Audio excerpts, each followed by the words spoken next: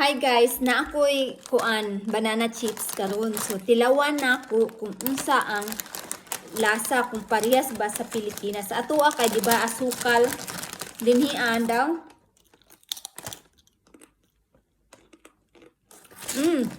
Ang banana chips dinhiya parat siyang, dili siya tamis. Pero lami siya.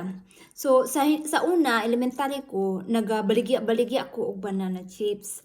Akong kamot sa una, tagok-tagokon. Akong kuko hastang ngunaani gud akong kuko sa una sa tagok sa saging. So bata pa lang ko sa una madiskarte na gyud ko magbaligya-baligya man ko og banana chips or dili gani ka ng bukayo. So ang ako ang kauban magluto-luto si Maricel Diagro. So pahinduman na ako na magluto ni o kanang mga pulburon, mga ingon ana mong mga kuan na ibaligya din na mo or dili gani ka ng bukayo nga kanang sa lubi.